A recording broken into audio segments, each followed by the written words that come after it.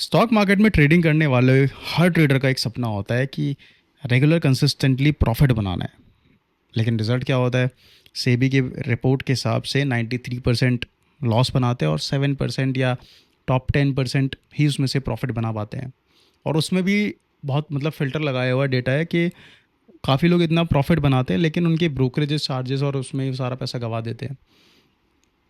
लेकिन रियल पैसा बना कौन रहा है? एक चीज़ को समझना कि ट्रेडिंग एक ऐसा प्रोफेशन है। पहली बात तो अगर आप इसको पार्ट टाइम की तरह ट्रीट करते हो तो पार्ट टाइम की तरह ही आपको इसके रिजल्ट मिलेंगे। लेकिन जब आप एक रेगुलर उसकी तरह ट्रीट करते हो, एक प्रोफेशन की तरह ट्रीट करते हो, उसके रिजल्ट्स ही अलग होते हैं क्योंकि आप प्रोफेशनली उसमें इन्वॉल्व हो। लेकिन प्रॉब्लम ये है, जो सबसे बड़ी प्रॉब्लम है, ज़्यादातर लोग मंथली ऑप्शन में फंस जाते हैं या फिर क्या करते हैं कि अपना स्टॉक्स में पैसा फंसा देते हैं। अब फंसाने का मतलब क्या है? कहीं से टिप ली, ये मिला, अच्छा ये ट्रेड इतने का हो जाएगा, बट उतने का होता नहीं है तो पैसा ही फंस जाता है, लॉस भी दिख रहा होता है, दिमाग ख़राब हो जाता है। फिर तभी एक स्ट्रैटेजी तभी फिर वहाँ पे क्या होता है, एक स्ट्रैटेजी आती है जो आपको, जो ट्रेडर्स को हर हफ्ते एक फ्रेश अपॉर्चुनिटी देती है। वो है वीकली ट्रेडिंग ऑप्शंस। एक्सपायरी होती है और जो सेबी का भी अभी इस पर कुछ चल रहा है, देखो क्या होता है। खैर वो सब सेबी के हाथ में है, हमारे हाथ में तो नहीं है। हमारे हाथ में तो जो गाइडलाइंस आएंगी उसी उसी को फॉलो करना होगा।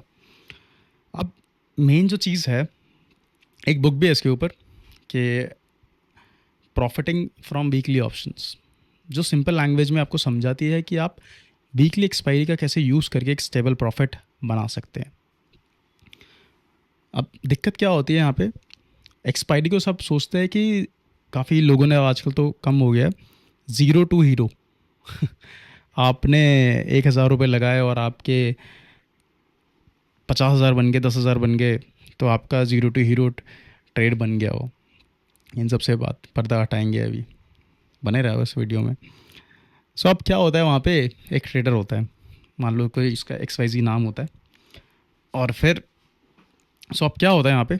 जो पहले एक ट्रेडर जो होता है वो पहले मंथली ऑप्शंस में ट्रेड करता था, हर महीने एक्सपायरी आती थी।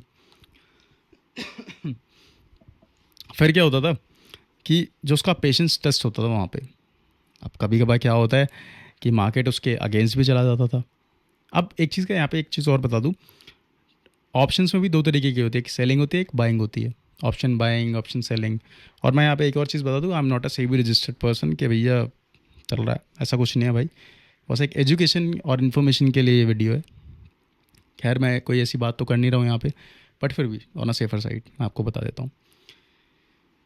पूरा महीना का पैसा उसका उठ जाता है एक दिन में, जब वो एक्सपायरी में ट्रेड करता है। फिर उसने डिस्कवर किया कि वीकली ऑप्शंस क्या होते हैं।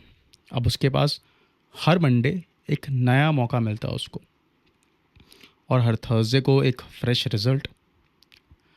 मतलब कि ये लगा लो 52 टाइम्स साल में उसके पास चांस है पैसे को बनाने का, इंस्टेड ऑफ सिर्फ 12 बार। अब मेन जो दिक्कत है, वो दिक्कत ये है कि लोगों को लगता है कि एक्सपायरी में ज़्यादा पैसा बनेगा, बट लोग इस चीज़ को भूल जाते हैं। तब उनका वो खुद पे कंट्रोल चला जाता है ना।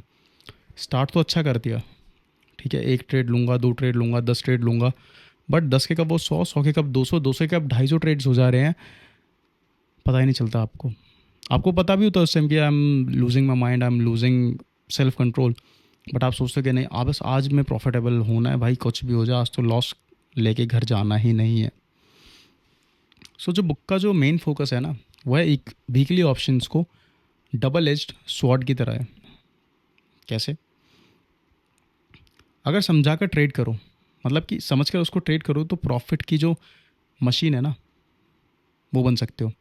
और अगर बिना प्लान के घुस जाओ तो अकाउंट एकदम ब्लो, और अभी तक आपका अकाउंट भी कितनी बार ब्लो हो चुका होगा वो आप खुद जानते हो। फिर आपने ट्रेडिंग के लिए फंड्स इधर उधर से इकट्ठा किए, सेविंग्स करी, और फिर उसके बाद क्या हुआ? Boom, zero. फिर से आपने फिर शुरुआत करी और फिर ज़ीरो। फिर से आपने फिर शुरुआत की, बूम, ज़ीरो। फिर से आपने शुरुआत करी, फिर बूम, ज़ीरो। कभी आपने सोचा कि why is it getting zero? उस ज़ीरो होने के पीछे कभी रीज़न सोचा कि क्यों बार बार ये ज़ीरो हो जाता है? Am I missing on something? Yes, learning, reading. जब आप पर्टिकुलर चीज़ के बारे में पैशनेटली पढ़ते हो कि क्या है उसके पीछे की थ्योरी, क्या है, क्यों लोग ऐसा गवाते हैं, क्या मैक्सिमम वेज हैं उससे अर्न करने के, तो सबसे पहले एक चीज़ समझना होता है कि टाइम डिके। अब टाइम डिके क्या होता है कि ये सेम जो ऑप्शन बायर होता है उसके तो अगेंस्ट में काम करता है, और सेलर के लिए उनके फेवर में काम करता है। दोनों पे आपको हज़ारों वीडियोस मिल जाएंगी यूट्यूब पर। लेकिन क्या होता है ना कि ऑप्शन बायर के लिए तो डेल्टा भी होती है एक चीज़, डेल्टा, थीटा, गामा, वेगा, रो, भी बहुत सारी चीज़ें होती है। सो होता क्या है, हर ऑप्शन जो प्रीमियम पे है ना, वो एक्सपायरी के जब पास जाता है, वो धीरे धीरे करके उसका टाइम डिके होने लगता है, धीरे धीरे, और ऐसे करके डिके होता है वो। ये जैसे कि एक आइसक्रीम होती है, वो हर घंटे पिघलती रहती है। अब आप सोचते होंगे कि यार ऐसा क्या है, मतलब इस तरीके से समझ नहीं आ रही ये वाली बात। तो बहुत सिंपल सी चीज़ में बता देता हूँ कि एक आप आइसक्रीम को बाहर रखो, अब उसमें आइसक्रीम बढ़ेगी तो यानी वो घटती चली जाएगी। बढ़ेगी कब? तब मैं अलग से इकट्ठी उस पर आइसक्रीम डाल दूँ। समझे? कहने का मतलब ये है कि जो ऑप्शन बायर है ना, बायर का जो गेम है, वो जितना उस ट्रेड में रहेगा, तो ऑप्शन बायर को चाहिए खटाक से ऐसे जाए, लिया और ऐसे उठ जाए वो ट्रेड। जो वीकली जो एक्सपायरी वाले दिन क्या होता है, एक्सपायरी वाले दिन नीचे जाता है, उसके ऐसे जाने के चांसेस कम होते हैं और नीचे जाने के चांसेस बहुत ज़्यादा होते हैं, क्योंकि जो टाइम है, जो थीटा है, वो आपके अगेंस्ट में काम कर रहा होता है। बट अगर आपको लॉस कर रहा है तो किसी ना किसी को तो प्रॉफिट कर ही रहा होगा। किसको प्रॉफिट कर रहा होगा? आई एम टेलिंग यू, वो फेवर करता है ऑप्शन सेलर को। अब ऑप्शन सेलिंग को तो हम बहुत रिस्की मानते हैं बहुत सारे लोग, कि यार उसमें तो छोटे कैपिटल से जाया ही नहीं जाता। अब दूसरी चीज़ ना, सोशल मीडिया पे सब ने ऐसे प्रॉफिट्स वगैरह देखे हैं, तो सबकी एक एक्सपेक्टेशन बढ़ गई है कि लाखों का प्रॉफिट, उससे नीचे तो कुछ होता ही नहीं है। But I am telling you, आप जो आज जॉब कर रहे हो, ठीक है, लेट से आप 1 लाख रुपए कमा रहे हो महीने के, या 2 लाख कमा रहे हो, 50,000 कमा रहे हो, 15,000 कमा रहे हो, 30,000 कमा रहे हो। एक छोटा सा एग्जांपल लेते हैं, 30,000 आप कमा रहे हो, जो जिसमें कि मोटा मोटा अगर देखा जाए संडेज़ वगैरह को इंक्लूड करके, तो आप हर दिन का 1,000 रुपये कमा रहे हो। उस 1,000 कमाने के लिए आप 8 से 9 घंटे ट्रैवल कर रहे हो, आई मीन काम कर रहे हो। 8 से 9 घंटे काम करके तब आप वो 1,000 रुपये कमा रहे हो, जिसके अंदर आप आना जाना, सरदर्दी, स्ट्रेस, सारी चीज़ें, मीटिंग वीटिंग, प्रेजेंटेशन, 10 चीज़ें उसके अंदर। सेम 1 लाख रुपए की बात करते हैं, अगर 1 लाख रुपए आप महीने का कमाते हो तो उसमें डेली का आपका 3,000 ऑन एन एवरेज बन जाता है। 3,000 डेली का, 3,000, और हॉलीडेज़ वगैरह को अगर हटा दे तो 22 × 30 कर लो, जो भी आए मेरे को कमेंट में बता देना, ठीक है। तो 22 / 1 लाख, सॉरी 30 नहीं, 22 डिवाइड 1 लाख को 22 से डिवाइड कर देना, तो आपके पास आ जाएगा उसका रिजल्ट। अब इतना अमाउंट बनाने की इतनी मेहनत करते हैं, तो ट्रेडिंग में हम ऐसे कैसे एक्सपेक्ट करते हैं कि भाई 2 मिनट में मेरे लाखों हो जाएं, करोड़ों हो जाएं, या हज़ारों हो जाएं? ऐसा क्यों? वो पैसा फ्री का है? नहीं, उसके अंदर स्ट्रैटेजी है। स्ट्रैटेजी है, प्रॉपर प्लानिंग है, एग्जिट है, स्टॉप लॉस है, सब चीज़ें पहले। अब मैं बताता हूँ लोग मोस्टली गलती क्या करते हैं, ट्रेड के अंदर घुसे, उसके बाद सोचते कि अब क्या करना है।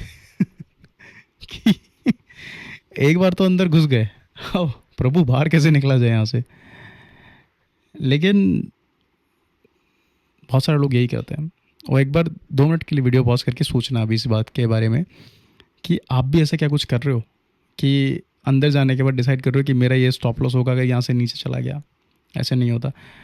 जितना आपका प्री प्लान रहेगा ना, एक चीज़ का ध्यान रखना हमेशा, प्रोसेस को फॉलो करना है आपको, प्रॉफिट्स को नहीं, प्रोसेस को। प्रोसेस क्या होता है? प्रोसेस ये कहता है, स्टॉप लॉस आपका टाइम पे लगना चाहिए, टारगेट आपका प्री डिफाइंड होना चाहिए। मैं कहता हूँ टारगेट भी प्री डिफाइंड ना हो, बट आपका लॉसेस आपका वो होना चाहिए। भले ही आपका कैंडल के हिसाब से लॉस ले रहे हो या पॉइंट्स के हिसाब से लॉस ले रहे हो, कोई भी चीज़ है, बट वो आपका प्री डिफाइंड है, लॉस आपका प्री डिफाइंड है, तो प्रॉफिट्स आपके पीछे भागेंगे। बट अभी क्या दिक्कत क्या हो रही है कि आप प्रॉफिट्स के पीछे भाग रहे हो। खैर, अगर आप सेलर हो, ऑप्शन सेलर हो, तो थीटा डिके आपके फेवर में काम करेगा, जिसको टाइम डिके भी बोलते हैं। अब क्या होता है ऑप्शन सेलर के लिए, तो हमने बहुत सुना हुआ है भैया अनलिमिटेड लॉस हो जाता है, इतना कुछ हो जाता है। लेकिन एक चीज़ बताओ, जब आप ऑप्शन बाइंग करते हो, बाइंग में तो कहीं ना कहीं आके आप लिमिट लगाते होंगे ना कि भाई इससे ज़्यादा लॉस नहीं ले सकता मैं। तो बहुत सारे तरीके होते हैं यार, अगर ऐसे होता तो कोई कर ही नहीं रहा होता। ऑप्शन सेलिंग इतने बड़े बड़े इंस्टीट्यूशंस करते हैं, बहुत बड़े बड़े जितने भी ट्रेडर्स होते हैं वो भी करते हैं। ऑप्शन सेलिंग अलग ही चीज़ होती है, उसमें स्ट्रैटेजी के हिसाब से ही आप एंटर करते हो। उसमें एक लॉट आपका 2 लाख के आसपास का पड़ता है।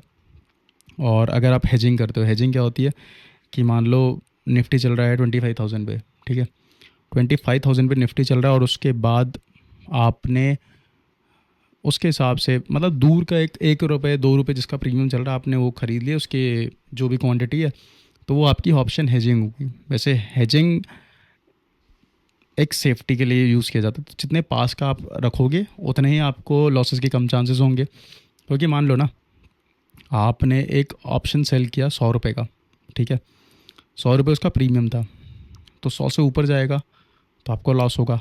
तो वो लॉस कैसे रिकवर हो सकता है कि उसके नीचे 50 रुपये का कोई प्रीमियम चल रहा हो, वो आपने बाय कर लिया, तो बाय क्या करेगा यहाँ से, ऐसे वो करेगा अगर आपके अगेंस्ट में कोई चीज़ जाएगी, और सेल क्या करेगा, आपके वो चीज़ नीचे जाएगी, तो आपको एक जो लॉस होगा आपका लिमिटेड होगा, ठीक है, ये नहीं कि अनलिमिटेड जाएगा। लेकिन ऑप्शन सेलर इतना पैसा लगा के उसकी प्रोबेबिलिटी ज़्यादा होती है पैसा कमाने की, रादर देन जो ऑप्शन बायर होता है। ऑप्शन बायर को चाहिए होता है क्विक।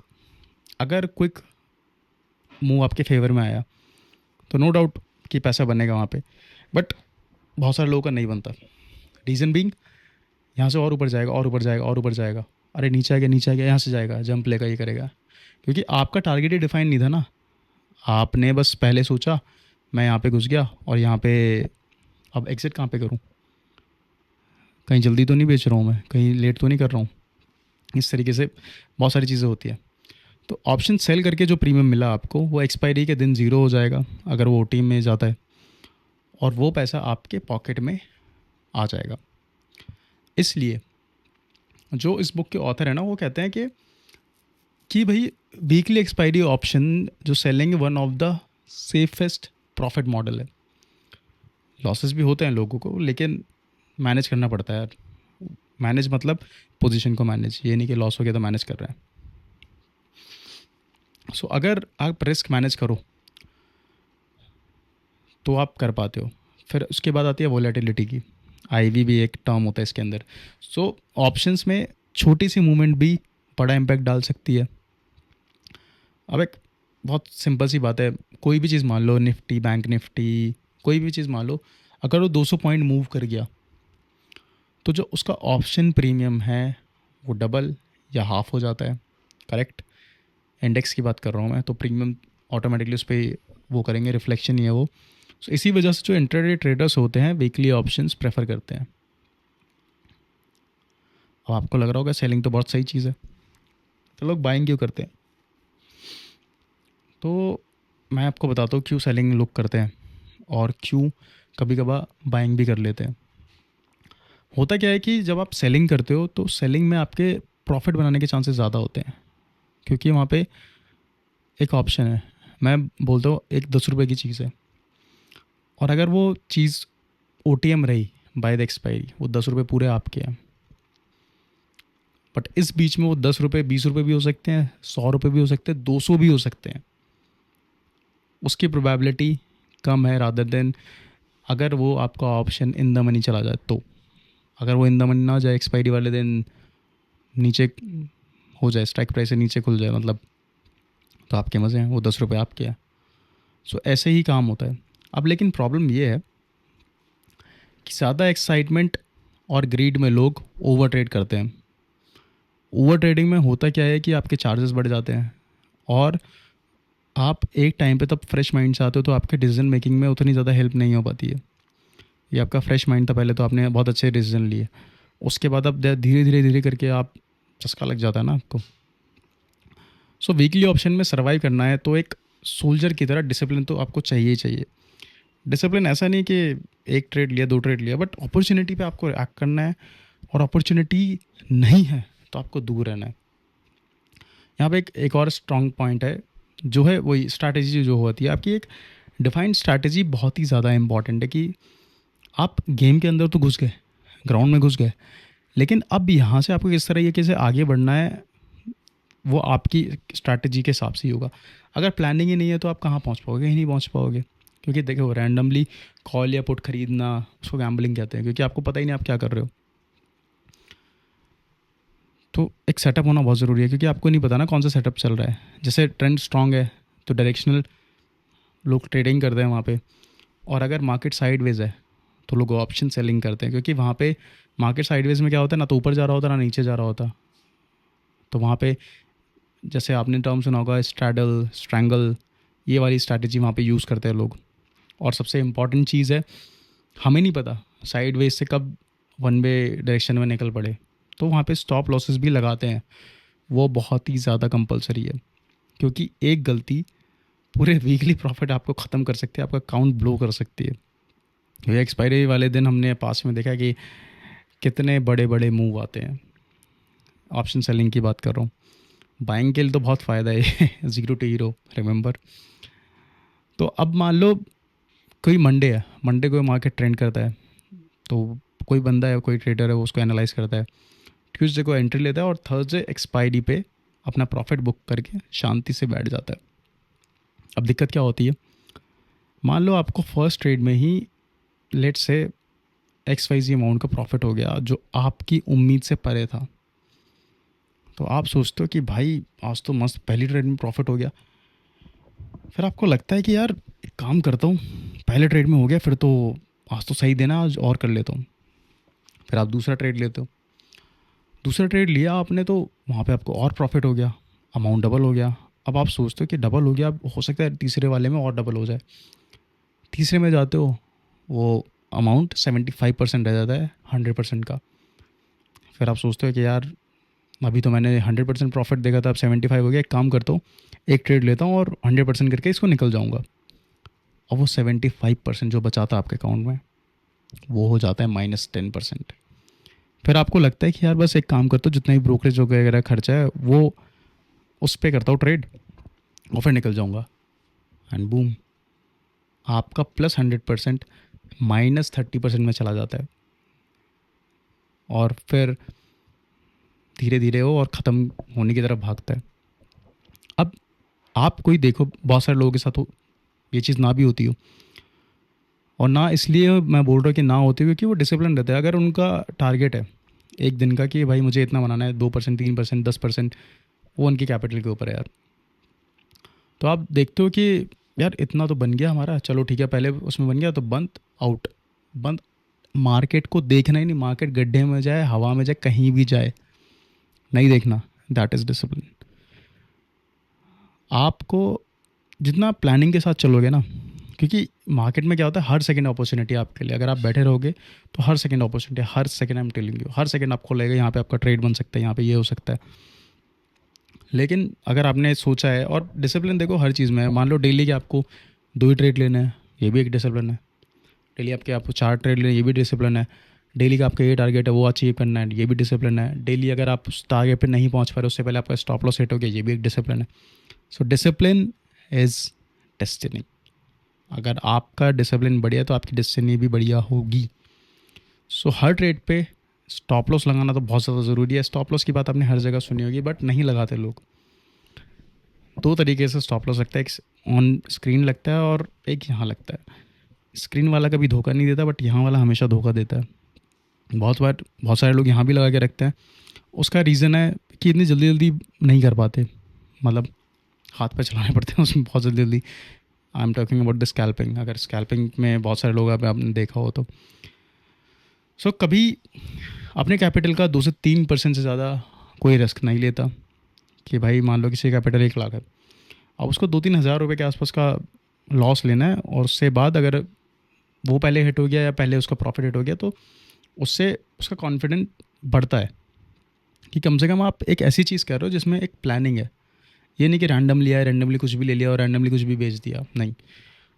और इसी से एक कंसिस्टेंट आपकी इनकम स्ट्रीम आप क्रिएट कर सकते हो। अब एक चीज़ बताओ, डेली किसी के स्टॉप लॉस हिट हो रहे थे, एक हफ्ते तक हिट हुए, तो यहाँ पे उसके स्टॉप लॉस हिट हुए क्योंकि उसने स्टॉप कम से कम उसको एक स्टॉप लॉस की तो आदत पड़ गई, एसएल लगाने की। एसएल हिट हो रहा है वो एक अलग अलग चीज़ है, बट एक आप डिसिप्लिन वाली जर्नी में जा रहे हो ना, सो डिसिप्लिन रहना is not a easy thing. अब एक और चीज़ आती है यहाँ पे, पोजीशन साइजिंग और साइकोलॉजी। अब बहुत सारे लोग कंफ्यूज रहते हैं कि भैया हम कितनी क्वांटिटी से हम ट्रेड करें, हमें समझ नहीं आता। भाई इसी ऐसी क्वांटिटी से ट्रेड करो जहाँ पे आपके ऑर्डर लगाते हुए हाथ ना कांपे, और ऑर्डर को अगर आपका एसएल हिट हो रहा है तो वहाँ पे आपका एसएल हिट होते हुए हाथ ना कांपे, बस। बाकी ये मेरा एक्सपीरियंस है, बाकी सबका देखो अपना होता है। कोई 20 क्वांटिटी से ट्रेड करता है, कोई 100 से। और ये भी बोला जाता है कि आप धीरे धीरे करें, अपनी अपनी क्वांटिटी को बढ़ाओ। सो वो वैसे ही करना चाहिए। अगर आप एक प्लान के साथ ट्रेड नहीं कर रहे हो तो आपको इस तरीके से ही करना चाहिए। अगर मान लो आपकी स्ट्रैटेजी डिफाइन ही नहीं है, कभी आप 1000 क्वांटिटी से ट्रेड करो तो कभी 5000 तो कभी 10,000, तो आप, क्योंकि आप हमेशा बस ये सोचते हो कि भाई अगर इतना हो गया तो इसमें ज़्यादा प्रॉफिट होगा, बट आप ये क्यों नहीं सोचते अगर आपका इतना लॉस हो गया, अगर आपके जो ट्रेड अगेंस्ट में चला गया उसमें कितना लॉस हो जाएगा, उसके बारे में कोई क्यों नहीं सोचते हो। वो सबसे ज़्यादा ज़रूरी है। इसलिए मैंने स्टार्टिंग में बोला था कि आपको पता होना चाहिए, पहले ट्रेड में एंटर करने से पहले आपका एग्जिट क्लियर होना चाहिए। अगर आपका ट्रेड में एग्जिट पहले क्लियर है तो आप बहुत आगे जाओगे, और अगर ट्रेड में घुसने के बाद आप एग्जिट डिसाइड कर रहे हो तो दिक्कत है बस। सो ज़्यादा लोग फेल इसलिए होते हैं क्योंकि ना तो एक उनका ट्रेड में पूरा कैपिटल लगा देते, कोई बचता ही नहीं है, या लॉस होते ही रिवेंज ट्रेडिंग। आपने बहुत नाम सुना होगा इस चीज़ का, रिवेंज ट्रेडिंग। क्या होती है ये रिवेंज ट्रेडिंग? रिवेंज ट्रेडिंग ये होती है, आपको 5,000 का लॉस हुआ तो आपने उसको रिकवर करने के लिए और 10,000, फिर वहाँ 15,000 का लॉस हुआ, फिर और 20,000 का लॉस हुआ, 25,000 का लॉस हुआ, वो ऐसे ही बढ़ता चला जाता है। ये होती है रिवेंज ट्रेडिंग, कि आपको लॉस बस कंप्लीट करना है अपना। लेकिन सक्सेसफुल जो ऑप्शन ट्रेडर होते हैं वो थोड़ा थोड़ा रिस्क लेते हैं, अपने दिमाग को कंट्रोल करते हैं और ग्रीड को साइड में रखते हैं। वही वाली बात है कि पहले ट्रेड में अगर आपको पूरे दिन का आपका टारगेट मिल गया तो आप निकल जाओ, मत बैठो वहाँ पे उस हॉट सीट पे। Because trading is not about making money fast, it's about surviving long enough to keep making money। फिर से आपके लिए रिपीट कर देता हूँ कि trading is not about making money fast, it's about surviving long enough to keep making money. क्योंकि ये तो है नहीं कि ट्रेडिंग में आज आपने पैसा बना लिया तो कल आपको पैसे की ज़रूरत नहीं है, बिल्कुल ज़रूरत पड़ेगी। लेकिन जो सक्सेसफुल है ना, लॉन्ग टर्म में जो जीत पाएगा वो वही जीत पाएगा जिसको एक एडिक्शन नहीं है, जिसका गेम प्लान क्लियर है, उसको लॉन्ग टर्म में काम करना है। तो उसके लिए तो आज नहीं तो कल में वो कर लेगा। लेकिन जो सीख ही नहीं रहा है और कुछ कर ही नहीं रहा है उस चीज़ को लेके, तो फिर तो दिक्कत है। और एंड में एक मैसेज क्लियर है, जो ऑप्शंस होते हैं कोई जैकपॉट नहीं है। आप जैकपॉट की तरह ट्रीट करते हो तो इसलिए जैकपॉट की तरह आपको लॉसेस भी लगते हैं और प्रॉफिट्स भी मिलते हैं। ये जो सिस्टम है ना वो डिसिप्लिन का है, स्ट्रैटेजी का है, और पेशेंस के साथ ही आपको प्रॉफिट देगा। अगर आपके पास डिसिप्लिन है, स्ट्रैटेजी है और पेशेंस है। अगर आपने अपना माइंड कंट्रोल कर लिया, ध्यान रखना, तो समझ जाओ बहुत कुछ कर लिया। माइंड कंट्रोल कर लिया, चार्ट को समझ लिया और रिस्क को मैनेज कर लिया, तो ऑप्शन ट्रेडिंग आपके लिए पैसा बना सकती है। 90% लोग क्यों नहीं कर पाते? क्योंकि it's not a easy game. कभी ना कभी आप एक ऐसी जगह पे हो ना, 2 मिनट आप इधर हुए उधर है, आप गिर जाओगे। तो इसलिए पैसे बनाने का ज़रिया बन सकता है ये। और यही जो बुक है जिसके बारे में मैं जिक्र कर रहा था, प्रॉफिटिंग फ्रॉम वीकली ऑप्शंस, उसका यही असली मंत्र है, trade smart not hard. Subscriber अभी 24 हो चुके हैं, अगले सब्सक्राइबर आप बनो। हाउस ऑफ मनी को सब्सक्राइब करो।